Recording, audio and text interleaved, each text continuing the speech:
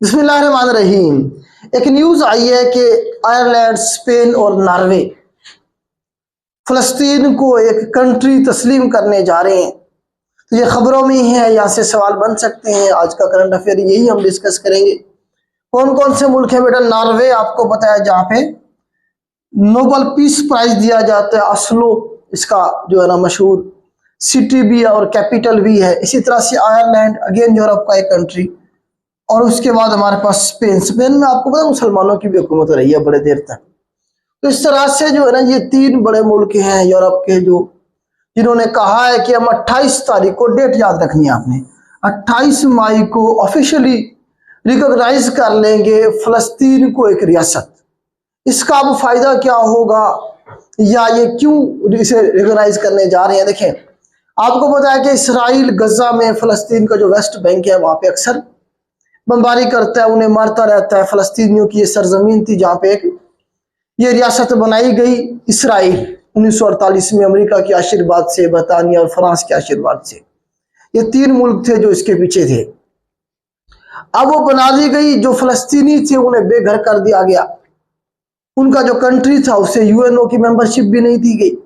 तो यूएनओ के जो मेंबर कंट्रीज हैं वो कितने हैं बेटा? 193 है। 193 मुल्क हैं जिसमें फलस्तीन नहीं है। फलस्तीन को दुनिया कंट्री नहीं मानती क्योंकि यूएनओ नहीं मानती। तो अब जो है ना जी, ये तीन मुल्क और आए हैं। पहले 143 कंट्रीज थे जिन्होंने तस्लीम किया हुआ है फलस्तीन को, हम मानते हैं। हमारे अलावा भी और मुल्क है। अब ये तीन और आ जाएंगे तो 146 कंट्रीज हो जाएंगे जो इस फलस्तीन को तस्लीम कर लेंगे। अब ये इन्होंने क्यों कहा? इन्होंने कहा है कि ये जो गजा के अंदर इसराइल कर रहा है, तो इसे रोकने का यही हल है कि फलस्तीन को एक कंट्री डिक्लेयर कर देना चाहिए। जब वो कंट्री डिक्लेयर कर दिया जाएगा, उसकी अपनी एक फौज होगी, उसका अपना एक गवर्नमेंट का स्ट्रक्चर होगा। फिर कोई भी मुल्क ऐसे ही किसी मुल्क के ऊपर हमला नहीं कर देता। तो अभी फलस्तीन का स्टेटस ही नहीं है कंट्री का, वो ऑब्जर्वर स्टेट है यूएनओ की। तो वो कैसे उसे तस्लीम किया जाएगा? जस्ट या तो फिर एक हल ये है कि ये जो 193 कंट्रीज हैं जिसमें से मेन कंट्रीज जो है ये सारे एक्सेप्ट कर ले, तब इसे मेंबरशिप दे दी जाएगी। या फिर आपको पता है कि यूएनओ का मतलब अमेरिका है। तो अमेरिका जो है ना जी, क्यों उसे मेंबर बनने देगा फलस्तीन को? क्योंकि वो तो इसराइल के साथ है। तो अमेरिका ने इसके ऊपर रिजर्वेशन का इजहार किया। उन्होंने कहा जैसे थोड़ी है कि कोई भी उठ के कहेगा जी मैं एक्सेप्ट कर रहा हूँ, रिकॉग्नाइज कर रहा हूँ फलस्तीन को।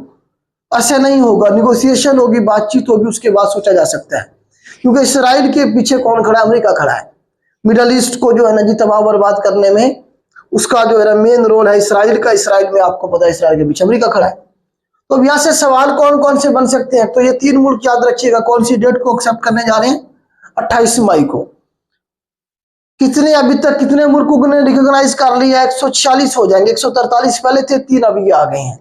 अब ये जो तीन मुल्क यूरोप के मेन कंट्रीज हैं, इनकी देखा दाखी में बाकी कंट्रीज भी कोशिश करेंगे, हिम्मत करेंगे, इसके पीछे आएंगे। क्योंकि यूरोप में जो है ना आपको पता है कि वो जो इंसानी हकूक हैं उसके हवाले से बहुत ज्यादा रिजर्वेशन है। यूरोप में बहुत ज्यादा मुजाहरे हुए हैं फलस्तीन के हक में।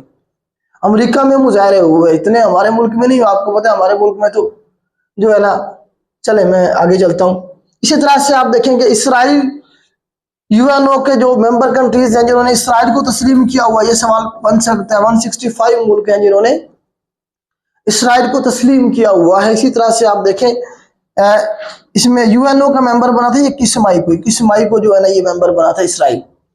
इसी तरह से सवाल ये बनता है कि कितने मुल्क हैं अभी तक जिन्होंने इसराइल को रिकॉग्नाइज नहीं किया है? तो कितने मुल्क हैं जिन्होंने अभी तक इसराइल को तस्लीम नहीं किया? 28 मुल्क हैं यूएनओ के मेंबर जिन्होंने अभी तक इसराइल को तस्लीम नहीं किया। जबकि फलस्तीन को तकरीबन 146 ये हैं, तो पीछे रह जाएंगे कितने? 47 कंट्रीज हैं जिन्होंने अभी तक फलस्तीन को भी तस्लीम नहीं किया।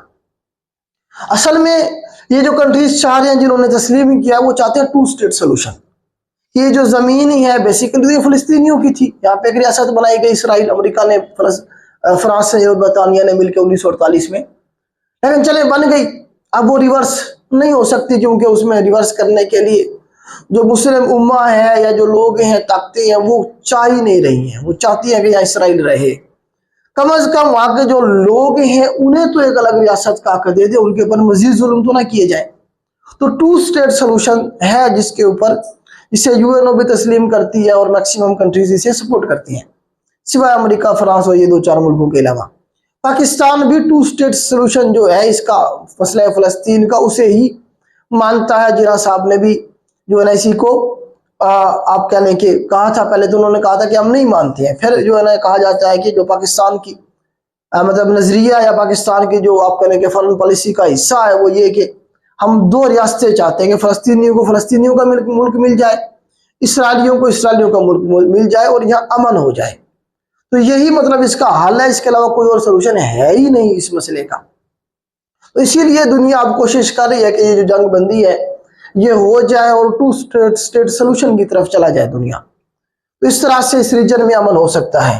तो यहाँ से ये 5-7 सवाल बन सकते हैं। आगे चलते हैं जी, मैं आपको थोड़ा सा मैप दिखाता हूँ कि कौन कौन से मुल्क हैं जिन्होंने फलस्तीन को अभी तक तस्लीम नहीं किया। ये ब्लैक मुल्क है, देखिए ये है हमारे पास मैप, देखिए ये वाला येलोइश कलर में, ये सारा हमारे पास कभी फलस्तीन हुआ करता था, लेकिन अभी जो है ना ये जो आपको नजर आ रहा है ये जो मैं रेडिश कलर में से मैं फिल कर रहा हूँ ये हमारे पास आज का फलस्तीन है, जबकि ये जो बाकी है ये वाला सारा ये आज का इसराइल है।